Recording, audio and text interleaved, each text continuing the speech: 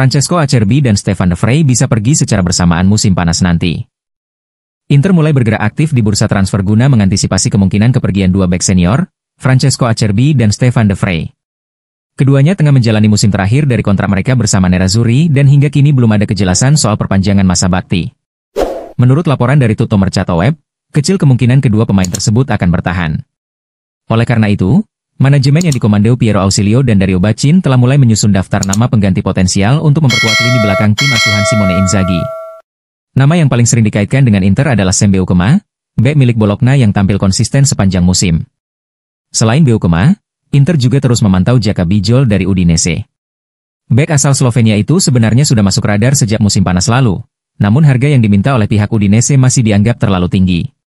Alternatif lainnya adalah Isak Hien dari Atalanta, meskipun negosiasi juga berpotensi rumit mengingat tingginya biaya transfer.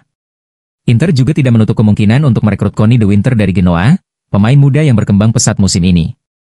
Satu nama baru yang masuk dalam daftar adalah Mario Gila, bek asal Spanyol milik Lazio. Meski belum banyak mendapat sorotan, Gila dinilai memiliki potensi untuk berkembang di sistem permainan 3 bek yang diterapkan Inter.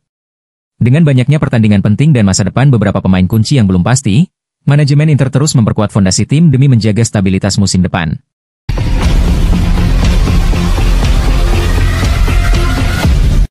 Gelandang AC Milan, Tijani Reijers, tidak menahan diri saat mengkritik performa timnya setelah hasil imbang 2-2 melawan Fiorentina.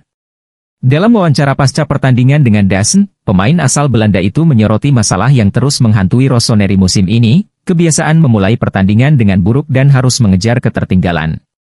Milan kembali menunjukkan pola yang sama seperti beberapa pertandingan sebelumnya. Kebobolan 2 gol dalam 10 menit pertama akibat kesalahan fatal di lini belakang. Gol bunuh diri Malik Thiaw dan penyelesaian apik dari Moiskin membuat Fiorentina unggul cepat. Untungnya Tammy Abraham mencetak gol di babak pertama untuk memperkecil ketertinggalan. Serta Luka Jovic, yang dinobatkan sebagai man of the match, menyamakan kedudukan di babak kedua. Meskipun mampu bangkit, Milan gagal meraih kemenangan yang seharusnya bisa diraih jika mereka bermain lebih konsisten sejak awal. Reijers mengkritik cara timnya kebobolan gol cepat. Saya tidak mengerti bagaimana kami kebobolan 2 gol seperti itu, 2 kesalahan yang sangat naif. Kami harus bekerja keras untuk menyelesaikan musim dengan baik. Ia menekankan perlunya Milan untuk memulai pertandingan dengan lebih baik. Reijers menegaskan pentingnya fokus pada pertandingan-pertandingan mendatang, termasuk di Coppa Italia. Meskipun vokal dalam kritiknya, Reijers sendiri tampil kurang maksimal dalam pertandingan ini. Ia gagal memanfaatkan peluang emas dan tidak efektif dalam situasi bola mati. Penampilannya yang di bawah standar akan menjadi motivasi baginya untuk meningkatkan performa saat Milan menghadapi Udinese pada Jumat mendatang.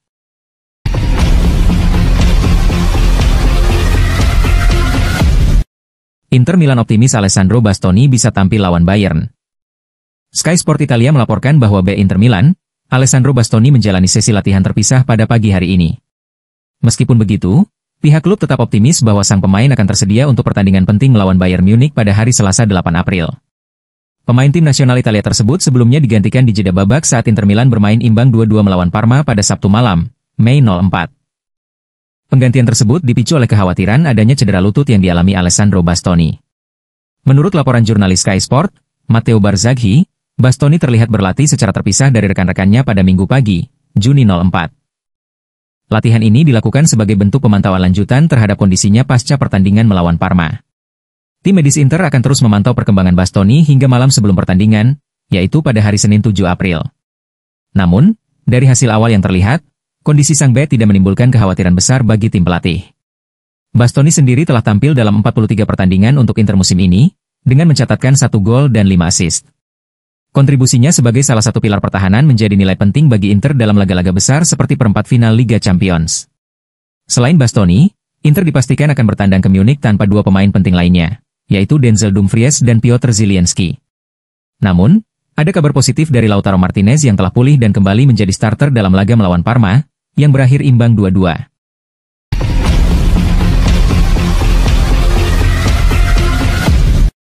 Inter fokus Luis Enrique, kontak dengan Marseille memasuki tahap lanjut.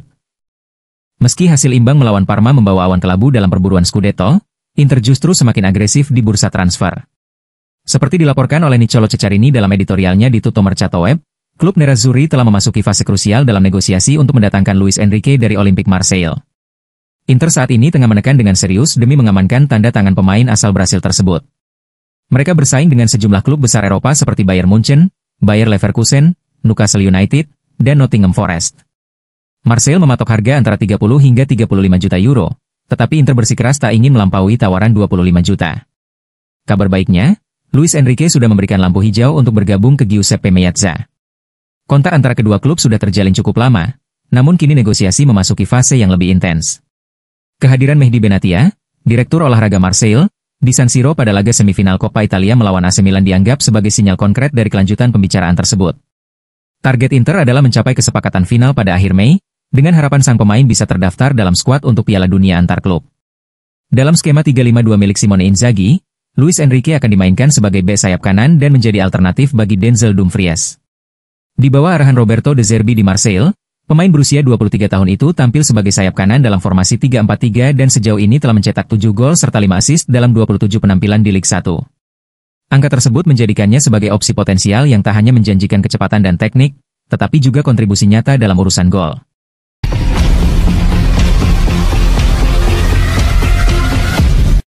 Inzaghi pengganti ideal Guardiola di Manchester City.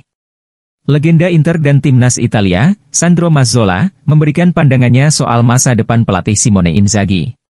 Dalam wawancara eksklusif bersama Sempre Inter, Mazzola menyebut Inzaghi sebagai sosok yang ideal untuk menggantikan Pep Guardiola di Manchester City suatu hari nanti.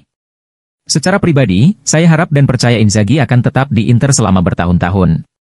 Tapi jika ia terus memenangkan trofi, siapa yang bisa memaksanya pergi, ujar Mazzola. Meski pernah dikaitkan dengan Arsenal dan klub-klub Liga Inggris lainnya, menurut Mazzola, Inzaghi lebih cocok menggantikan Guardiola.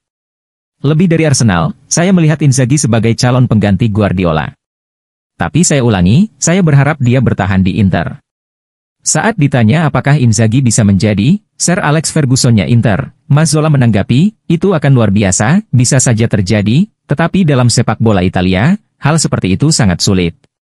Mazzola memuji kemampuan taktis dan manajerial Inzaghi, tetapi menilai masih perlu melihat bagaimana dia mengatasi situasi sulit. Inzaghi luar biasa dalam mengelola ruang ganti dan mempersiapkan pertandingan secara taktis. Tapi saya ingin melihat bagaimana ia menyelesaikan laga-laga yang rumit. Ketika ditanya apakah Inzaghi telah berkembang sejak kehilangan gelar Scudetto dari AC Milan di musim pertamanya, Mazzola bercanda, "Mamma mia, saya bahkan sudah lupa musim itu. Tidak mau bahas lagi."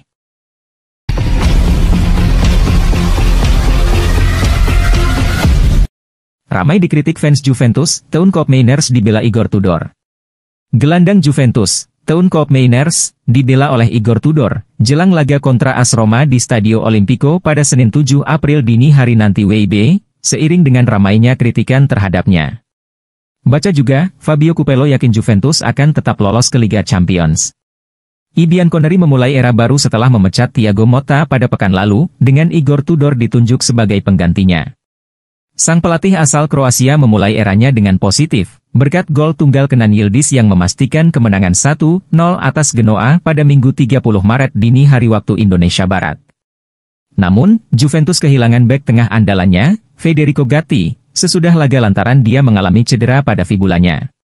Menurut warta yang beredar di Italia, Gatti akan memerlukan setidaknya waktu sebulan untuk bisa pulih dari cederanya, yang berarti dia akan melewatkan laga kontra AS Roma, Lecce, Parma, dan Monza.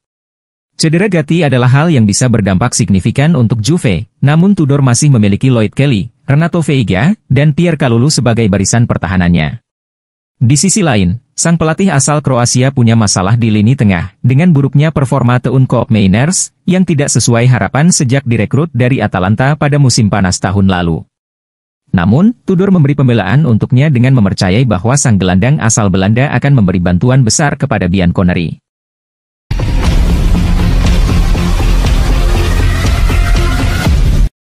Gazzetta dello Sport menilai ada sesuatu yang tidak beres dalam sistem permainan Inter. Menurut analisis Gazzetta dello Sport, hasil imbang Inter 2-2 melawan Parma merupakan 2 poin yang terbuang sia-sia, terlepas dari hasil Napoli melawan Bologna. Surat kabar asal Milan itu menyebut laga ini sebagai kesempatan emas yang disia-siakan, yang tidak hanya berdampak pada perburuan Scudetto, tetapi juga menimbulkan keraguan besar menjelang laga Liga Champions melawan Bayern Monaco hari Selasa. Yang dimaksud adalah banyaknya penyelamatan luar biasa dari Jan Sommer, seperti saat melawan Udinese. Menurut Gazzetta, jika kiper harus tampil sebaik itu, berarti ada masalah sistemik dalam permainan tim. Seperti biasa, Simone Inzaghi kembali jadi sasaran kritik utama. Keputusan awalnya dinilai tidak tepat, terutama ketika memasang Aslani sebagai regista dan memajukan Calhanoglu sebagai Mezzala. Eksperimen ini disebut gagal, karena mengganggu keseimbangan permainan.